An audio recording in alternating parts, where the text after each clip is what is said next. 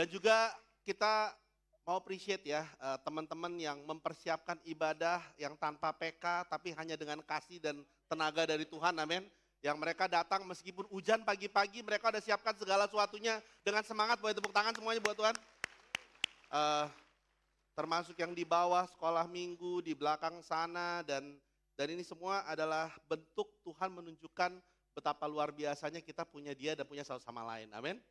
Eh, Kita akan memulai hari ini, saya berharap firman Tuhan bisa memanaskan hati kita. Mengaktifkan Roh Kudus yang dalam diri kita. Sehingga membuat kita punya sukacita yang sebenarnya dari Tuhan, amin. Mari kita memulai dengan kita berdoa. Bapa di surga, terima kasih untuk kesempatan kita bisa bersama-sama kembali berkumpul pada pagi hari ini. Sebuah sukacita ketika kita bertemu dalam keluarga Engkau, ketika kita bertemu sebagai orang-orang dikasih oleh Engkau, Bapak. Pada pagi hari ini yang puji Engkau, kami bisa merasakan luar biasanya mempunyai Engkau dalam hidup kami. Mempunyai sukacita yang daripada Engkau saja. Biarlah saat ini kita mendengarkan firman, kami bisa mendengarkan perkataan Engkau. Tuntun hamba-Mu dengan roh Engkau saja. Biarlah setiap firman bagikan lebih memberikan pengaruh daripada perkataan hamba, Bapak. Kami tahu Bapak bahwa kami semua ingin untuk punya hati, punya kehidupan dalam Engkau. Sekali lagi Bapak, biarlah firman ini bisa membawa perubahan kita untuk hidup mirip seperti Engkau. Dalam nama Yesus Kristus kita berdoa mengucap syukur. Setiap berkatakan amin. Bulan Februari adalah bulan di mana kita akan belajar tema baru ya. Seperti yang sudah dikatakan oleh Pendeta Budi, kita akan baca buku Filipi, betul ya. Menarik karena temanya dikatakan Bound by Grace, Grow in Love. Ya, Februari kan biasanya identik dengan bulan love, betul ya. Nah, yang menarik adalah ini bukunya singkat, cuma 4 pasal. Ya. Dan kalau kita tidak mengambil waktu sebagai sepribadi untuk baca 4 pasal dalam 30 hari, menurut saya keterlaluan. Ya. Kenapa? Karena tujuannya kita untuk bisa bertumbuh setiap kali kita membaca firman Tuhan. Tapi terus terang, ketika saya mengambil waktu untuk membaca, ya karena juga mengambil bagian untuk membuat bagaimana ya bisa baca untuk anak remaja 30 hari buku yang cuma 4 pasal. Pernah lakukan itu enggak? Malas baca Alkitab, mikir gimana ya baca 4 pasal dalam 30 hari. Ya, saya berharap itu enggak ada dalam pikiran kita, amin. Ya, kenapa? Karena sangat penting untuk kita lihat sebenarnya setiap surat yang ditulis oleh Paulus atau perkataan yang Tuhan berikan langsung pada jemaat itu mengandung makna yang sangat dalam. Kalau kita lihat ini, sebenarnya kita perhatikan adalah ayat ini diambil dari Filipi pasal 1, yaitu kalau kita lihat ayat yang ke-7 kalau nggak salah ya, ayat 7 ya betul ya. Saya lupa 7 17 ya, 7 betul, salah. Ya. Dan bicara tentang bagaimana dalam pengkabaran Injil itu mereka harus dipastikan bahwa mereka semua itu yang berada dalam hati Paulus mengerti keadaan Paulus, dia mau kasih tahu saja, tapi yang kedua mereka berbicara tentang pentingnya untuk mereka benar-benar berarti bagaimana mereka bisa share itu ada grace-nya. Ya terikat mereka bagikan itu, meskipun keadaan mereka berbeda-beda, jelas di sini ya.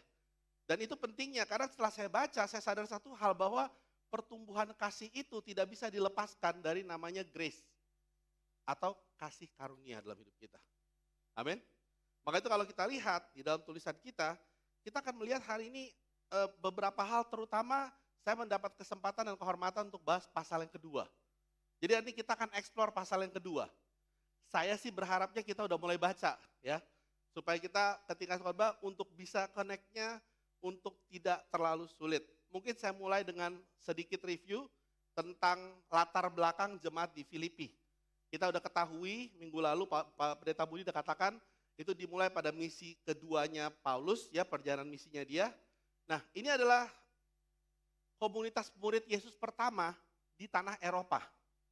Paulus sebenarnya tidak pernah intended untuk mau pergi ke sana. Cuma Roh yang membuat dia pergi ke sana. Dan yang menarik adalah ini wilayah Masedonia. Ada yang tahu siapa orang dari Masedonia yang terkenal?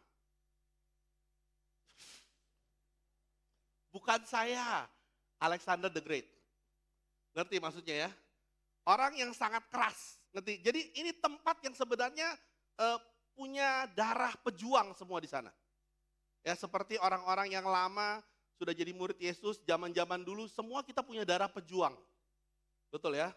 Dan ini menarik, karena kenapa? Kalau kita baca baik-baik, ini adalah koloninya Roma. Ya, sekali lagi Budi sudah katakan banyak pensiunan orang-orang yang mengabdi pada negara sebagai tentara Romawi.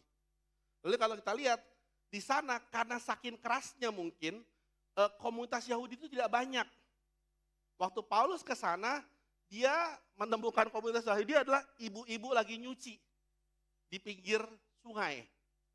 Dan yang menarik adalah kemungkinan besar tidak ada sinagoga atau tempat ibadah orang Yahudi karena tidak memenuhi standar daripada komunitas orang Yahudi.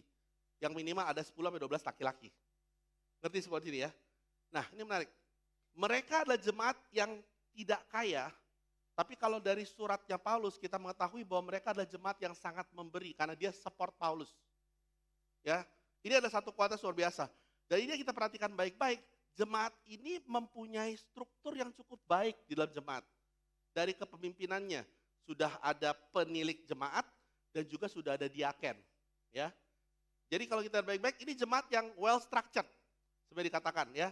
Jemaat yang mereka sudah mengerti bagaimana itu perlu punya kepemimpinan di dalam organisasi yang namanya jemaat atau gereja itu sendiri.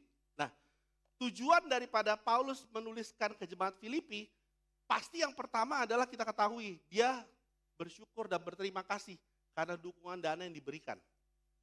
Ya, itu dia nggak pernah lupa, itulah tujuan pertama dia. Lalu kedua, memberikan perkembangan, kasih update di mana diri dia. Ya, yaitu kita tahu minggu lalu bahwa dia lagi ada di penjara di Roma, betul ya. Nah, menarik adalah dia bukannya bilang, tolong bantu saya dong keluarin saya dari penjara, kagak. Tapi dia mengatakan bahwa dia memberi dukungan secara moral agar mereka tetap bersuka cita menghadapi penganiayaan di sana. Jadi dikatakan bahwa ini adalah letter of joy. Ya saya nggak tahu kamu, tapi nggak mudah menulis atau memberikan encouragement kepada orang lain, terutama ketika kamu sulit untuk mengerti yang namanya joy. Tapi itulah yang Paulus lakukan. Lalu yang berikutnya adalah Paulus menyerukan persatuan ketika ternyata mereka terjadi namanya perselisihan di dalam jemaat. Jadi perselisihan dalam jemaat itu bukan terjadi sekarang aja, amin. Terjadi dari zaman kapan? Dari zaman dulu. Ini yang kita semua harus ketahui semua di Paulus kata bahwa kamu perlu bersatu. Lalu ini menarik. Dia bilang, dia mengutipkan betapa pentingnya dia kasih peringatan hati-hati terhadap ajaran yang sesat yang mulai masuk mereka terima dari lingkungan mereka. Lalu yang terakhir, ya semangatlah, dia berikan tantangan untuk bertumbuh secara rohani dalam hidup mereka. Saya nggak tahu kalau saya yang tulis ini pasti lebih dari 10 pasal. Tapi Paulus mampu menuliskan surat sukacita itu dalam 4 pasal. Dan hari ini kita akan bahas yang pada dasarnya adalah di pasal yang kedua. Saya mau tekankan sekali lagi bahwa Paulus dalam keadaan tidak ideal untuk kasih semangat sama orang. Jelas mau dia ya? Saya mau kamu bayangkan keadaan kamu yang tidak ideal. Pasal 2, Paulus menekankan bahwa ada sesuatu yang terjadi di dalam ketidakidealan itu. Dalam hidup mereka terutama. Dalam hidup jemaat yang mengasihi. Dalam hidup seseorang yang melakukan apa yang Tuhan mau dalam hidup mereka. Kalau kita tahu di pasal 4, nanti kalau kamu baca ya, Paulus ada address satu isu dan ternyata ini cuma salah satu isu. Yaitu adalah ada perkelahian antara 2 orang yang namanya Yodia sama Sitike. Ya, dia bilang tolong bantu damaikan mereka, betul ya? Jadi lihat, ini udah diadres lebih awal oleh Paulus di pasal yang kedua. Nah, ada elemen-elemen di pasal kedua yang saya mau kita lihat dan perhatikan ya, betul ya? Dan elemennya akan membuat kita komplit ketika kita baca yang namanya buku pasal kedua. Ada elemen yang namanya unity, itu yang dibahas berkali-kali. Yaitu adalah persatuan. Tapi ada elemen kedua yang namanya humility, yaitu adalah kerendahan hatian. Ada lagi ketiga adalah community, yang namanya komunitas itu atau persekutuan itu. Jadi pasal 2 sebenarnya dia address itu. Ya, ketiga hal ini sebenarnya arah daripada pasal 2 itu bicarakan, yaitu adalah unity, humility, dan community. Nah, kenapa Paulus bicarakan itu? Karena ketiga hal ini juga yang bisa dihancurkan ketika terjadi yang namanya perselisihan. Jelas kita semua di sini ya. Ya, unity, kita punya grup atau keluarga sudah bersatu karena ada perselisihan, itu bisa hancur. Humility akan hancur juga ketika kapan? Ketika terjadi namanya perselisihan. Lalu yang keempat, community. No matter how good is community is, begitu ada perselisihan, itu juga bisa hancur. Nah, yang menarik adalah ini yang akan menjadi judul khotbah saya. Paulus address satu hal, ketika kita melewati masa ini, ada satu hal kunci yang kita harus berpikir, adalah untuk kita memiliki yang namanya pemikiran Kristus. Pemikiran Kristus. Jadi judul khotbah saya adalah In Christ Mindset. Di dalam pemikiran Kristus. Di dalam pemikiran Kristus seharusnya kita bertumbuh dalam kasih kita. Di dalam pemikiran Kristus harusnya bisa membantu kita untuk melewati proses yang namanya perselisihan. Baik dalam keluarga kita, pernikahan kita, dengan anak kita, dalam grup ministry kita, dan lain-lainnya. Dan pemikiran apakah itu yang kita akan bahas sama-sama. Udah siap? Ya, poinnya nggak banyak hari ini, tenang aja ya. Saya mengikuti pembimbing. Ya. Kalau kita lihat baik-baik, dia memulai kata-kata ini. Filipi 2:1, jadi karena dalam Kristus ada nasihat, ada penghiburan kasih, ada persekutuan roh, dan ada kasih mesra, dan belas kasihan. Paulus memulai dengan mengadres beberapa hal yang seharusnya terjadi ketika murid-murid Yesus berkumpul. Jelas ya? Dia mulai dengan apa? Harusnya ada nasihat. Jadi kalau kamu berkumpul dengan murid ada nasihat, harus bilang amin. Jangan bicaranya kenapa sih dinasihatin terus? Ya itu emang harus begitu. Jelas ya? Yang kedua, harusnya ada apa? Penghiburan kasih. Harusnya kumpul itu jangan cuma ayo kita semua perang ya. Jangan, harus ada yang berduka kita kasih penghiburan. Yang butuh encouragement kita kasih penghiburan kasih. Amin. Lalu berikutnya harus ada persekutuan dalam roh. Artinya apa? Seharusnya Roh Kudus kita dibangkitkan. Kita nggak cuma bicara bagaimana saham hari ini, emas lu udah naik belum? Lu terpengaruh nggak harga saham jatuh? Harusnya kita bicarakan tentang bagaimana persekutuan roh itu adalah bicara tentang apa hal-hal yang bisa membangkitkan roh kita. Sehingga kita semangat dalam peranian kita. Dia bilang harus ada kasih mesra. Amin. Ini kelompok orang menikah kan. Betul ya. Dan hari ini gak ada anak teens. Jadi saya bisa ngomong sedikit yang vulgar ya. Harusnya kamu datang ke sini, kamu pegangan tangan. Ada kasih mesra. Kalau tadi pagi berantem, bereskanlah sebelum masuk ke sini. Ngerti ya? Harusnya ketemu satu sama lain itu ada perasaan ketika lihat satu sama lain, wow, senang ketemu kamu. Bukannya ketemu satu sama lain, di mana kamu duduk, saya akan duduk di posisi yang berbeda. Ini yang harus terjadi dalam jemaat. Lalu yang terakhir harusnya ada belas kasihan. Ini satu luar biasa, bukan kasihan deh lu. Karena yang menarik adalah kita suka ngetawain orang yang melewati hal yang sulit. Tapi kita nggak pernah melakukan namanya memastikan gimana perasaan dia melewati hal yang sulit itu. Ini yang saya katakan, seharusnya begini. Dan kita tahu bahwa tahun ini sebagai satu jemaat kita membangun grup kecil, betul ya keluarga kita ya. Nah ini harusnya terjadi di dalam hal-hal yang kita bicarakan. Connection dengan Tuhan, komitmen dengan sama lain, ngerti jelas ya. Itu harusnya terjadi, kita harus lihat grup ini makin ada yang melihat, wow saya suka banget ketemu dengan grup saya. Bukan karena kita sering makan peca. Saya suka ketemu karena kita ada hal ini yang membuat saya bersuka cita. Dan inilah seharusnya membuat grup kita akan sehat. Amin. Ini yang harusnya membuat grup kita akan sehat. Saya ada pertanyaan hari ini buat kita semua di sini. Apa hari ini memberikan sukacita di dalam hidup kita jadi murid? Tanya baik-baik. Apa hari ini yang memberikan sukacita dalam hidup kita di dalam kehidupan Kristen kita? Apakah karena kita punya grup saya paling keren loh, grup kita paling berbuah loh, atau betul adanya hal-hal yang bisa terjadi. Jujur, segala sesuatu yang kita bangun, kita mau tunjukkan, itu adalah hal yang bisa kadang-kadang kita nggak bisa hindari, namanya perselisihan, betul nggak? Dan ketika kita lagi semangat, habis makan bareng, besoknya berantem. Pernah alami itu? Atau saya doang sama istri? Jelas aja ya. Saya suka ketemu sama anak remaja, sebelumnya lagi ibadah semangat, tiba-tiba besok ghosting. Karena malam-malamnya dapat WA dari yang dia suka, dan orang bilang bahwa, lu kenapa sih gitu? Saya berharap itu nggak terjadi di ruangan ini ya.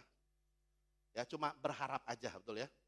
Kenapa saya mengatakan ini? Karena terus terang, ada pemikiran Kristus yang kita harus sama-sama punya dan bangun dalam diri kita. Kita lanjut ya. Dikatakan ayat 2, karena itu sempurnakanlah sukacitaku dengan ini. Hendaklah kamu sehati sepikir dalam satu kasih, satu jiwa, satu tujuan. Jadi kalau Paulus mengatakan, dia bilang, kamu seharusnya melihat bahwa waktu ada terjadi itu, ada sukacita yang kamu perlu dikatakan sini sempurnakan. Ya, complete the joy. Sukacitanya bukan cuma apa yang kita rasakan sesaat, tapi ada sukacita yang kita harus complete, dia bilang. Dan itulah pemikiran Kristus ketika kita menghadapi masalah. Yang pertama adalah complete joy. Waktu kita menghadapi tantangan, waktu kita menghadapi yang namanya perselisihan, waktu kita menghadapi apa ini, yang kita harus pikiran apa? Apa yang akan membuat Kristus itu merasa complete joy-nya? Apakah karena tidak ada masalah? Atau karena masalah kita mengerti cara menghadapi tantangan itu? Sehingga kita bisa melihat bagaimana complete joy itu. Jadi yang pertama adalah pemikirannya adalah sempurnakanlah sukacita itu. Hari ini saya percaya kita ada di sini karena kita sudah banyak merasakan kebaikan Tuhan. Amin. Ada amin untuk hal itu? Saya percaya kita di sini karena kita bisa lihat Tuhan itu menuntun hidup kita. Saya percaya itu karena kita bisa melihat bahwa Tuhan itu ada dalam hidup kita. Karena jujur, yang terjadi adalah kita bisa kehilangan itu dengan sekejap. Percaya nggak seperti itu? Bisa ya, hari Minggu komuni, malam tiba-tiba sering jatuh, hilang tiba-tiba katanya. Dan saya percaya bahwa itu terjadi karena ada sesuatu yang Tuhan mau tunjukkan, yang kita perlu perhatikan. Dan kita lihat apa yang dikatakan di sana.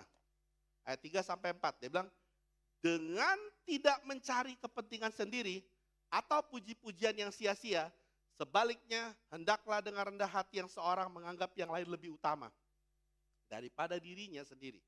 Dan janganlah tiap-tiap orang hanya memperhatikan kepentingan sendiri, tetapi kepentingan orang lain juga. Betul ya? Nah, kalau kita lihat bahasa Inggrisnya suka bilang, do not atau do nothing out of selfish ambition and vain conceit. Menarik adalah ketika kita diberkati, salah satu yang kita akan sadari, kita akan bisa mulai self-focus. Pernah rasakan itu? Merasakan berkat Tuhan begitu banyak, kita mulai self-focus. Self-focus itu membuat kita apa? Membuat kita mulai selfish. Ya, ngerti maksudnya ya? Kita diberkati, kita self-focus, mulai membuat kita apa? Selfish. Dan selfish itu tanpa kita sadari bisa menjadi satu hal yang membuat kita begini, oke, ini yang saya mau karena saya sudah merasakan kebaikan Tuhan. Ini yang saya berasa perlu dilakukan. Nah yang hilang adalah bagaimana kita bisa melihat berkat Tuhan itu asal dari Tuhan, bukan dari diri kita sendiri. Nah kenapa hari ini saya berbicarakan ini? Karena sebuah jemaat yang begitu luar biasa, punya segala sesuatunya, apa yang dikatakan? Bermasalah hubungan bisa menunjukkan waktu itu saya pikirin kepentingannya siapa. Paham ya? Karena ketika terjadi sesuatu, biasanya muncul apa? Kepentingan siapa sih yang lagi kita bicarakan? Apakah itu lebih banyak kepentingan saya sendiri? Atau itu adalah apa yang Tuhan pikirkan? Bahwa dia bilang, rendahkan hati setiap orang untuk menganggap orang lain itu lebih tinggi. Nah, saya baca ini, saya bertanya dalam hidup saya. Hari ini sebagai seorang murid Yesus, sebagai seorang Kristen, kepentingan siapa yang saya sering perhatikan dalam hidup saya? banyak kepentingan sendiri, atau saya melihat kepentingan yang berhubungan dengan Tuhan dan jemaat. Kenapa saya mau katakan ini? Karena hari ini kebahagiaan kita bisa ditentukan daripada kepentingan itu, Bapak Ibu sekalian. Pernah kita kehilangan sukacita? Dan yang kita sadari adalah sebenarnya yang terjadi kepentingan kita hilang. Dan itu membuat kita apa? Membuat kita merasa bahwa kenapa sih seperti ini? Saya mau tanya nih, apa yang membuat sukacita kita hilang sebagai seorang Kristen, Bapak Ibu sekalian? Paulus menuliskan pada murid Yesus ini, ada pemikiran-pemikiran mereka yang membuat mereka kayaknya kalau kita baca sekarang simple banget ya. Karena dia ada membicarakan bagaimana kita seharusnya, dia bilang, memperhatikan kepentingan orang lain di atas diri sendiri. Dia bilang, ayat 5, hendaklah kamu dalam hidupmu bersama menaruh pikiran dan perasaan terdapat pada siapa? Yesus Kristus. Jadi sama-sama ketika kita konflik, kita harus taruh pemikiran siapa ya yang kita mau utamakan di sini. Harusnya kita sama-sama melihat apa? Pemikiran siapa dan perasaan siapa? Yesus. Dan ini yang Paulus coba tekankan ketika dia bicara ini. Nah, yang menarik adalah dia mulai masuk kepada satu level, dia bicarakan ini yang berikutnya dari pasal selanjutnya, dia mau bicarakan tentang seperti apa sih pemikiran itu.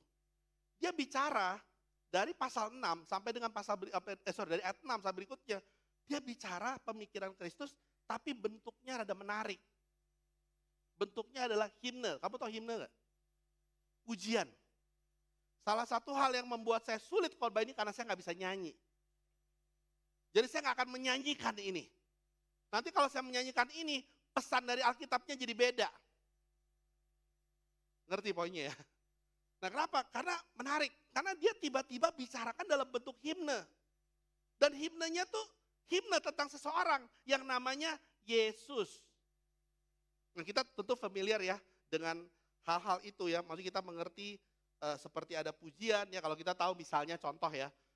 Di dalam Wahyu 4 ayat 8 tuh ayat-ayat yang kita suka, itu adalah dasar pemikiran dari sebuah lagu yang kita tahu. Dan lagu yang saya suka renungkan yaitu adalah Holy, Holy, Holy, ngerti ya? Lord God Almighty gitu kan. Itu diambil daripada buku Wahyu 4. Gitu kan? Nah, hari ini kita akan lihat pemikiran ini, karena pemikiran ini sangat penting. Mari kita lihat pemikirannya. Pemikiran sangat simple, tapi bentuknya himne. Bentuknya puji-pujian. Kalau kita lihat ayat 6 sampai dengan 7, dia menyanyikan bagaimana Yesus yang punya rupa Allah, dia tidak menganggap itu kesetaraan dengan Allah. Bahkan dikatakan dia mengosongkan dirinya. Jadi bayangkan, mereka menyanyikan bagaimana Yesus yang punya kesan dengan Tuhan, tapi mengosongkan dirinya, dia turun ke bawah. Ya, lihat ya pujiannya ya. Yang kedua, dia bilang waktu dia kosongkan itu, dia bilang apa? Dia jadi seperti seorang hamba. Ya, kesannya kan kita udah biasa betul ya. Apa sih yang spesialnya, nanti kita bilang jangan apa. Yang kedua, dia bilang, dia nyanyikan keduanya apa? Ini udah jadi manusia, dia taat. Dan ketaatannya sampai mati di kayu salib. Clear di situ ya. Jadi dia bilang, ada ketaatan yang terjadi dalam hidup mereka. Kalau kita perhatikan itu. Lalu yang ketiga, yang menarik adalah dia bilang, ini setelah dia dalam kematian, dia bilang, Tuhan yang akan meninggikan dia. Jadi katakan bahwa, ini loh yang nama akan dipuji segala nama. Sampai semua lidah mengaku, ngerti ya? Jadi kalau kita lihat baik-baik ada kayak seperti V, ngerti V ya? Yesus sebagai Tuhan, betul ya? Turun dia ke bawah, bahkan sebagai manusia paling bawah, tiba-tiba ujungnya apa? Dibilang dinaikin lagi. Ya tapi yang naikin bukan Yesus, bukan komunitas, siapa? Tuhan itu sendiri. Saya nggak tahu kamu, tapi waktu saya baca ini saya bilang, wow, ini luar biasa sekali ya komunitasnya. Karena terus terang, ini adalah lagu pujian yang dituliskan ya oleh beberapa orang untuk mendasarkan ini. Nah kenapa kalau saya baca saya bilang apa sih spesialnya dia bicarain tentang Yesus. Ingat mereka adalah wilayah kolonialisasi daripada Romawi. Dan mereka kebanyakan adalah bukan orang Yahudi. Kalau orang Yahudi mainin himne itu gampang karena mereka baca Alkitabnya juga kadang-kadang menyanyi, betul ya.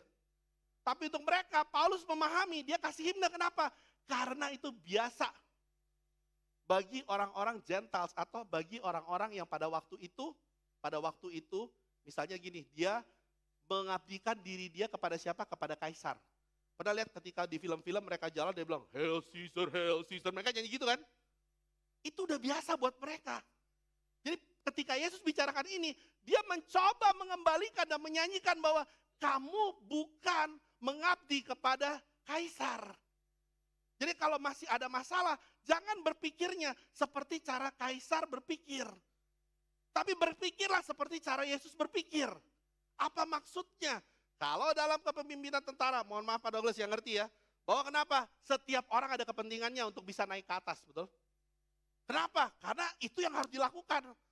Kalau kamu mikirin kepentingan orang lain, apa yang terjadi? Nggak pernah naik ranking kamu. Prestasi adalah hal yang utama, kamu harus lakukan sesuatu, sehingga kamu bisa dilihat dan dibilang, ini layak naik posisinya. Bukankah hari ini kita hidup dalam dunia yang sama? Kita bekerja, apa yang kita perlu tunjukkan? Prestasi kamu apa, betul kan? Ya kan? Sama, kadang-kadang kita orang tua sama anak bisa begitu juga loh. Ya kan? Kita lihat anak kita, karena dulu kita diperlakukan seperti itu, kalau kita nggak berprestasi kita dianggap tidak baik, betul? Tanpa sengaja kita punya anak 2 dan 3, kita mulai bandingin, kakakmu lebih berprestasi loh, itu keluar dari mulut kita. Tuh, dan itu yang membuat nilai-nilai sama seperti tentara Romawi. Sama seperti itu, dan pemikiran itulah yang membuat kita tidak bisa melihat pemikiran Kristus. Yang akhirnya Tuhan bukan lagi Tuhan dalam diri kita. Penekanan di sini adalah bagaimana mereka bisa merendahkan hati mereka. Dihina. Ketika melewati masa-masa sulit itu. Kamu pernah menghadapi konflik, kamu merasa kamu yang dihina? Pernah? Atau nggak pernah? Ya, saya hidup jadi pelayan, orang pikir, wah enak jadi pelayan. Wah saya bilang sama kamu, ya nggak enak. Oke, kamu pikir kedudukan, nggak enak. Ini saya berharap bukan di sini ya, kalau di sini bertobat aja. Saya pernah mimpin sekolah minggu sama istri saya tempat yang mimpin, kita dapat surat kaleng. Kalau surat kalengnya isinya bro kamu awesome, itu awesome.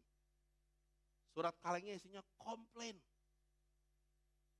Betapa mereka tidak bahagia dengan sekolah minggu. Dan sampai hari ini orangnya gak pernah ngaku siapa itu. Betulan. Ya, saya gak berharap abis kamu ngaku ya, tobat aja ngerti saya. Tapi saya pikir, itu coba anak orang tua. Sama ternyata, pegang ministry remaja. Saya dikasih sama orang lain, bro, dia gak begitu happy. Kenapa? Karena katanya ministry teens-nya gak fun. Saya bergejolak dalam diri saya mau kasih tahu, kalau mau fun pergi ke Dufan. Jangan pergi ke gereja. Nah, saya nggak katakan kita tidak open dengan ini ya, dengan masukan ya. Tapi mentalitas kita kadang-kadang begitu. Kita pikirin apa yang kita mau dalam kehidupan kita. Itu yang membuat kita hari ini punya pandangan pribadi dan cara pribadi lebih daripada kita ikutin caranya Tuhan. Dan yang menariknya lagi terjadi, kita lebih gampang lihat kesalahan orang lain daripada kesalahan diri kita. Itu yang membuat dia bilang punya pemikiran Kristus. Ngelihat ada complete joy yang perlu kita punya dalam kehidupan kita hari ini. Saya melihat ada berapa di antara kita ketika konflik, kita merasa, saya direndahkan, saya nggak dianggap. Ya, saya nggak dianggap. Itu yang terjadi sama saya beberapa hari yang lalu. Dan itu lingkungannya di rumah lagi. Ya, saya terus terang hari itu tiba-tiba saya naik pitam. Saya udah nyamperin orangnya, mau saya pukul orangnya. Dari perjalanan ke sana, saya berpikir hari Minggu mau khotbah. Ngerti maksudnya ya? Pas tiba di sana orangnya ada lagi. Tiba-tiba saya bilang rendahkan hati. Dan gak gampang saya mau katakan. Saya menemukan ini ada beberapa di antara kita. Kita bilang gini, kamu gak anggap saya ya? Kalau gak sesuai dengan itu, gak peduli standar. Standar siapa? Di gereja standar siapa yang kita ikuti? Standar kamu. Pernah nggak kamu ngelihat kepada Alkitab? Bukan karena posisi kamu siapa. Kalau kamu pimpin grup, jangan bawa-bawa standar kalau kamu ngelihat di Alkitab. Karena jangan-jangan standarnya itu standar kita sendiri. Kalau kita punya posisi tertentu, jangan anggap bahwa kamu lebih berpengalaman daripada yang lain. Karena bukan standar itu yang Tuhan mau. Tapi Tuhan mau kita lihat, standarnya adalah lihat apa yang membuat joy itu complete. Joy itu akan complete ketika kita tahu bahwa kita perlu yang namanya apa? Merendahkan diri kita. Untuk orang Romawi, tentara Romawi, merendahkan diri itu dianggap kelemahan. Ngerti maksudnya ya? Pernah nggak kamu merasa waktu saya mau terbuka kelemahan saya bisa dianggap lemah di dalam grup saya? Pernah? Tapi cara Tuhan pemikirannya tidak. Kalau kamu merendahkan diri, itu yang membuat joy akan complete dalam kehidupan kamu. Saya suka quote ini. Dikatakan, kerendahan hati bukanlah kelemahan. Melainkan kekuatan yang memungkinkan sukacita Tuhan memenuhi kita. Bapak Ibu Saudara sekalian, saya merasakan ini kadang-kadang ketika kita mau rendah hati, kita merasa, gua akan diapain lagi habis ini. Tapi saya menyadari bahwa kerendahan hati itu membuat kita sebenarnya bisa membuka ruang untuk bisa melihat kekuatan Tuhan yang memungkinkan untuk kita bisa bersuka cita hari ini. Saya menghargai banyak saudara-saudara di sini, kamu ngelewatin banyak. Saya melihat, waduh dalam kerjaan kamu dihina bos kamu, tapi saya lihat kamu tetap suka cita. Akhirnya Tuhan yang mengangkat kamu. Dan itu merupakan satu hal yang luar biasa. Karena kamu tidak takut menyatakan, ya saya lemah dalam hal ini, saya perlu berubah dalam hal ini. Dan itu yang membuat kita melihat yang namanya apa? Itulah yang memungkinkan sukacita Tuhan memenuhi kehidupan kita hari ini. Hari ini dibutuhkan kerendahan hati kita, untuk bisa melihat joy itu complete di dalam hidup kita. Kerendahan hati akan membantu kita mengerti yang namanya grace. Kerendahan hati akan membuat kita mengerti yang namanya bagaimana akhirnya kita bisa kembalikan sukacita itu. Tahu nggak, Paulus ini luar biasa dalam satu pasal, dia tunjukin ada orang yang namanya Timotius, dia langsung kasih contohannya. Timotius ini dia bilang, ini orang yang sehati sepikir sama saya. Kan dia kasih surat betul ya. Dia sungguh-sungguh dia bilang memperhatikan kepentingan kamu. Saya lihat wow, langsung dituliskan contohannya siapa. Dan dia katakan bahwa kesetiaannya terus terang telah menolong aku dalam pelayanan Injil. Jadi dia bilang kesetiaan, jadi bayangin dia rendah hati dan setia. Ya, calon mantu yang luar biasa masa depan. Tapi Paulus langsung katakan, ini loh yang saya mau kirimkan kamu. Kamu lihat contohan dia yang luar biasa. Bapak Ibu sekalian, saya berharap hari ini kita bisa melihat bahwa ketika kita hidup dalam murid, sebagai murid kita penting untuk belajar, mementingkan kepentingan Tuhan, kepentingan orang lain lebih daripada kita. Ketika diuji lewat perselisihan itu akan membantu kita untuk melihat ini saatnya kita merendahin hati. Mengakui dosa kita terlebih dahulu. Meskipun itu tidak adil, tapi biarlah pada akhirnya Tuhan yang akan mengangkat kita ketika kita setia melakukan itu semua. Amin. Kita lanjutin yang kedua dan yang terakhir. Kata menarik, dia katakan di sini, hai saudara-saudaraku yang kekasih, kamu senantiasa taat. Karena itu, tetaplah kerjakan keselamatanmu dengan takut dan gentar. Bukan saja seperti waktu aku masih hadir, tetapi terlebih pula waktu aku tidak hadir. Dia mengatakan suatu hal, dia melanjutkan suratnya dan katanya, dia bilang, saya tahu you always obey. Jadi ini bukan jemaat yang gak obey juga, betul ya? Dia bilang, you always obey, kamu selalu taat. Tapi kalau bilang Pak Arun kadang, tetapi saya mau kamu perhatikan, pentingnya kamu tetap kerjakan keselamatan kamu dengan takut dan gentar, itu dia bilang. Jadi obedience mereka di-encourage, ngerti ya? Kamu obey, kamu ikutin, kamu taat. Saya gak di sana pun kamu tetap taat sama Tuhan. Harusnya bukankah itu yang terjadi dalam hidup kita, amin? Ya, kita nggak ada murid sehingga kita harusnya kita tetap taat. Jangan di gereja kelihatan taat, di luar gereja kita nggak taat. Ini dikatakan harusnya kamu taat. Tapi dia bilang ketaatan itu penting untuk kamu tetap kerjakan keselamatan. Bahasa Inggrisnya suka bilang continue to work out your salvation. Ini poin kedua, pemikiran Kristus apa? Dia bilang continue the work. Apa artinya continue the work? Mereka adalah orang yang taat. Dan itu adalah kualitas yang Paulus katakan. Ini menarik. Karena mereka biasa dengan taat. Karena kalau di bawah kepemimpinan teritori Romawi, kamu harus taat sama kaisar, betul ya? Militer mengerti hal itu, pejabat pemerintah ngerti, mereka harus tunduk pada otoritas di sana. Begitu mereka jadi murid, itu berubah, betul nggak? Taatnya sama siapa? Sama Kristus. Taatnya sama siapa? Yesus. Dan kita tahu bahwa jemaat ini bukan cuma taat, tapi jemaat ini apa? Memberi, ngerti ya? Jadi bayangin, kombinasi luar biasa nggak? Hari ini kalau small group kamu adalah jemaat apa? Small group yang taat dan mau memberi, kamu happy nggak? Happy.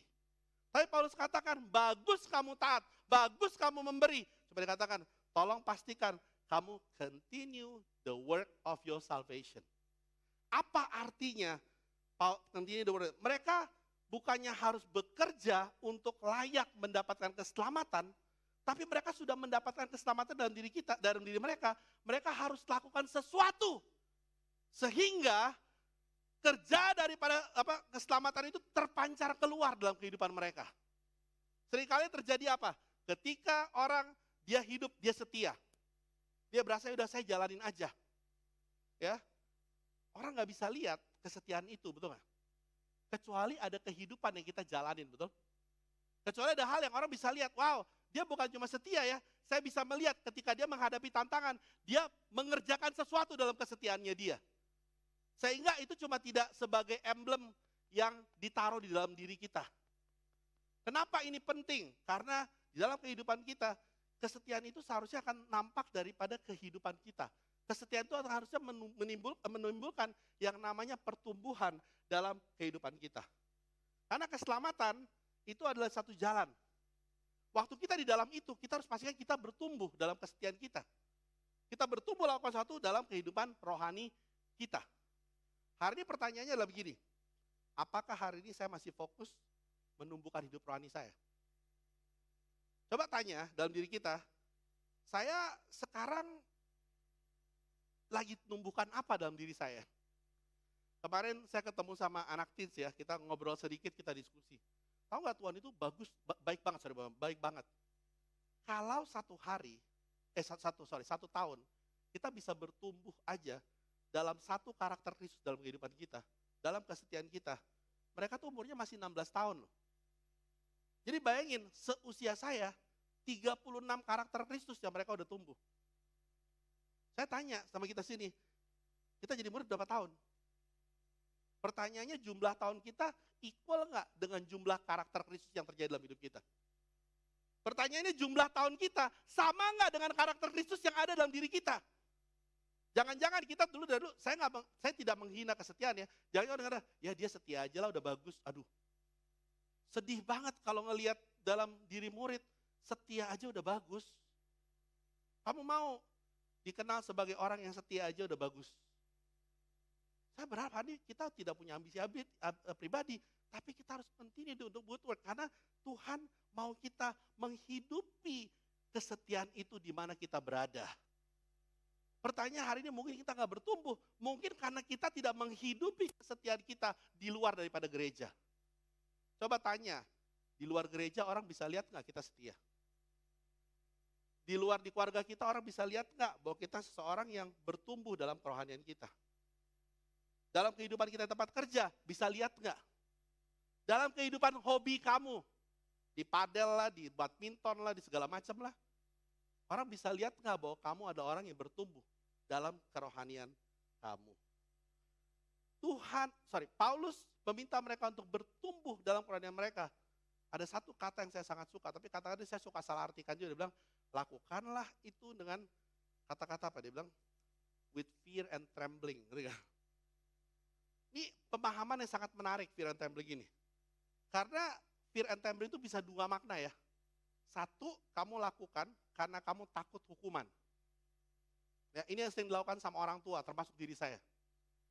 Kita mau anak kita lakukan, kita buat mereka takut. Ya, dibuatlah. Ini yang saya kadang-kadang suka sebel banget. Saya di lift, ada orang bilang, jangan main liftnya, tuh ada om tuh, tadi marahin loh. Saya duduk di sana, saya bilang, jadi ini maksudnya gue nakut-nakutin gitu. Ada loh di antara kita sama orang tua kita, sama anak kita gitu. Lo gak sesuatu, Tuhan nanti akan membakar kamu. Come on. Itu bukan fear and trembling yang Tuhan mau dalam kehidupan kita.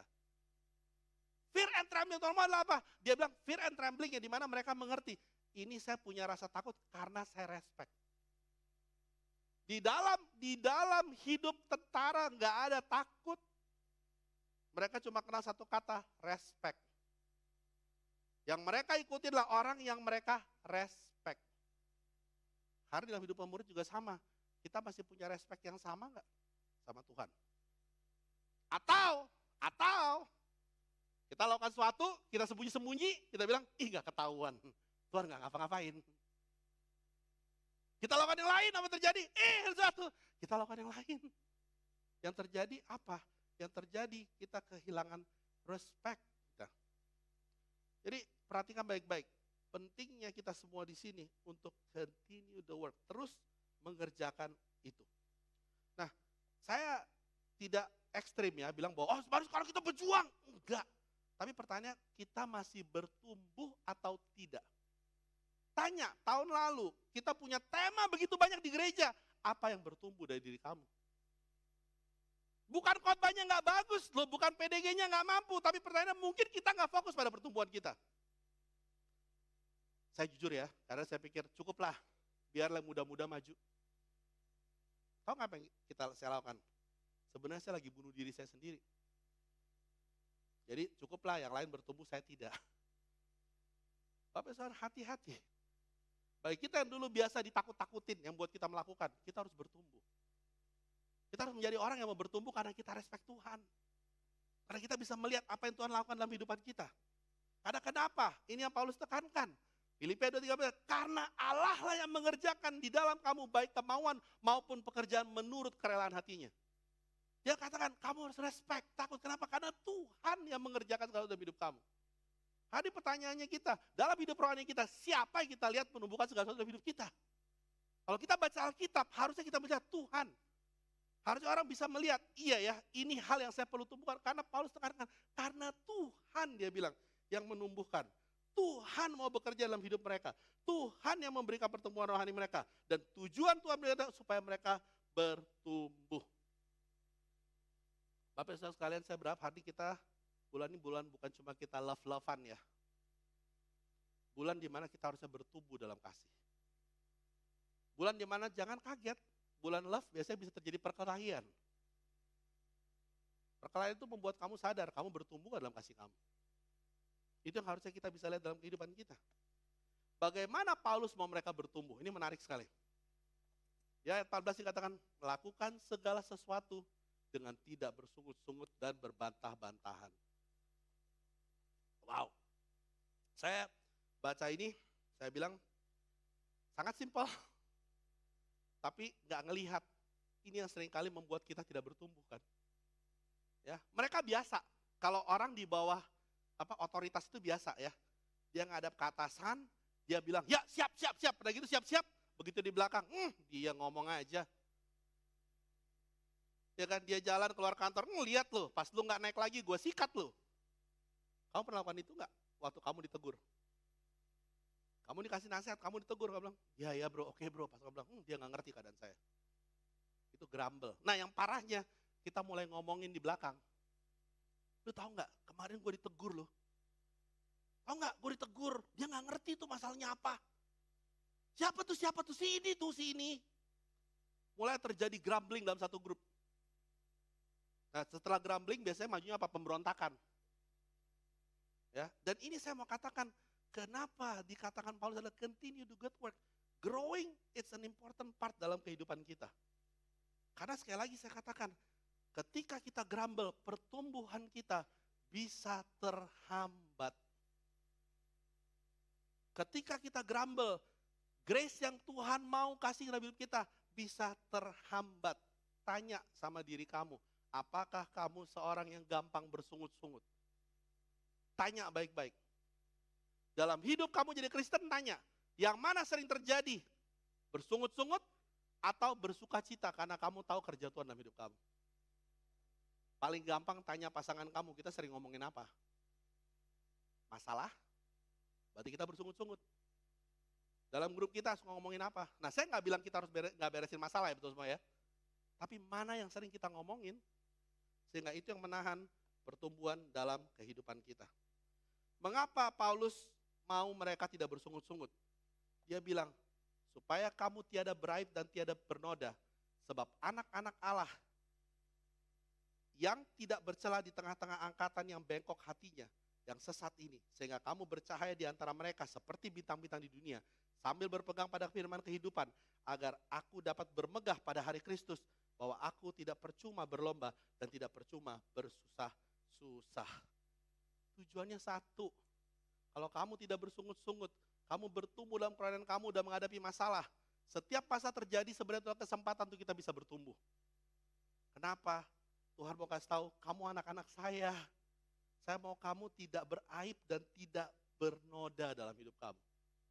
Dan itulah yang membuat kamu semua bisa bersinar, dia bilang. Seperti bintang-bintang di dunia ini. Brother, sister, kenapa Tuhan mau kita continue? Supaya kita ini bisa menghadapi hal-hal yang Tuhan mau kita lihat. Oh, kita seharusnya lewatin itu, kita semakin bertumbuh. Dan Tuhan bisa, itu anak saya tuh yang bertumbuh. Dia tuh yang menjadi superstarnya. Dia yang satu-satunya di antara semua orang itu tidak lagi bersungut-sungut, tidak lagi grumble, tidak lagi melawan hal ini. Dan sangat penting dia katakan bahwa, gunakanlah itu menjadi bagian agar kita bisa semua menjadi bintang yang terang. Hari ini kita jadi bintang yang terang bukan karena kita lebih mampu daripada yang lain. Amin. Kita menjadi bukan kita somebody atau someone atau prestasi kita. Tapi kita berterang karena kita kenapa? Kita bisa menghadapi itu tidak bersungut-sungut dan kita tidak bernoda ketika kita menyelesaikannya. Dan luar biasanya, dia berikan contoh ini supaya apa? Supaya kita tanya. Hari ini apa sih yang membuat kamu gampang bersungut-sungut? Tanya baik-baik. Tanya baik-baik lagi kita. Ya, karena saya tahu kita di sini, kita hidup cukup lama, kita setia, kita berjuang. Dan saya mau kita bersyukur dan kita mengatakan bahwa wow, ini bagian daripada kita hidup jadi murid. Amin. Tapi hati-hati ketika kita mulai bersungut-sungut. Ya, tanya baik-baik dalam grup kecil kamu. Sering nggak grup kecil kamu bersungut-sungut? Ya. Harga saham anjlok. Gubernur diganti. Ini diganti. Ada aja bersungut-sungut padahal nggak ada hubungan sama hidup dia. Dia nggak punya saham. Dia nggak punya emas. Tapi dia yang bersungut-sungut. Hebat kan? Yang dia nggak sadari apa? Dia nggak bertumbuh sebenarnya. Dan ini yang tahu ya, saya baca ini saya bilang wow, betapa luar biasanya Tuhan mengerti bahwa iya ya, mereka jemaat yang taat, jemaat yang memberi. Tapi kalau mereka nggak bertumbuh, tetap aja mereka akan kehilangan sukacita itu. Kalau kita lihat, Paulus langsung kasih tahu satu contohan, Epaphroditus ya. Tahu nggak dia bilang apa? Epaphroditus ini, dia bilang apa? Dia bilang, saya kasih kamu, ini orang yang mereka kenal. Salah tulis, ya, D-nya.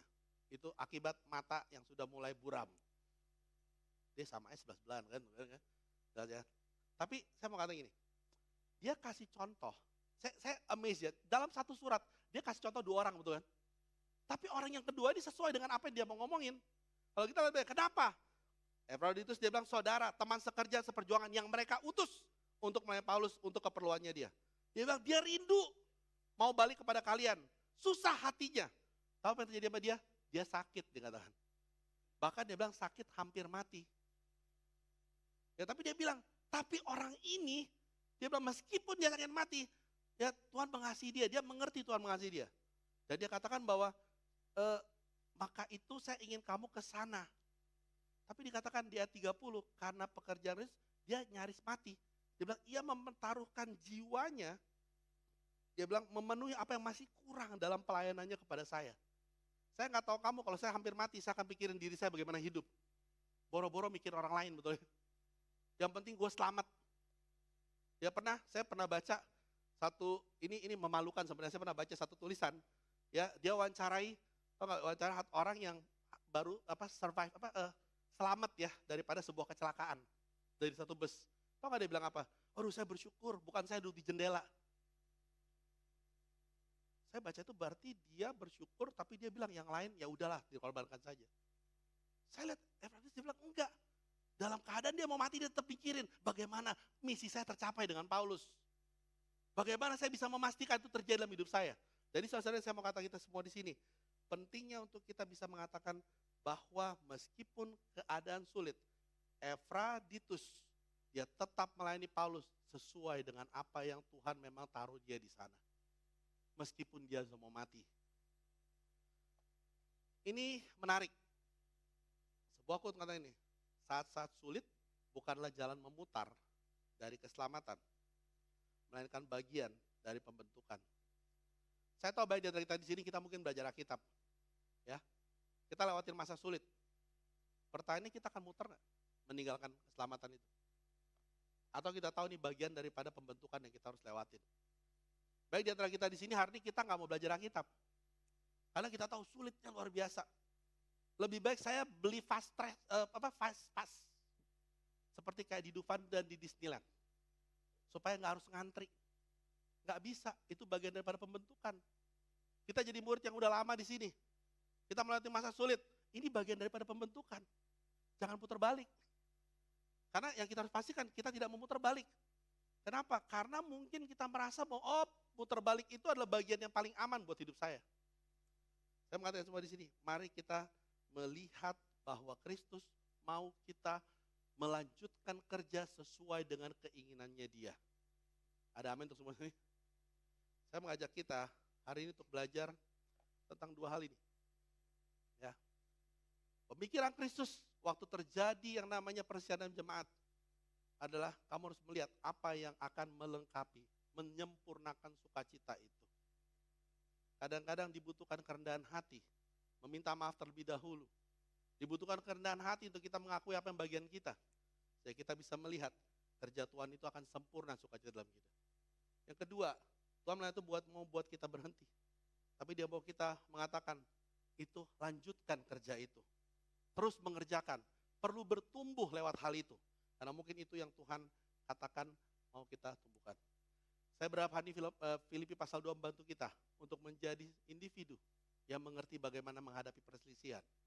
Menjadi individu yang bagaimana mengerti kita perlu bertumbuh ketika dalam grup kita, dalam keluarga kita terjadi namanya perselisihan.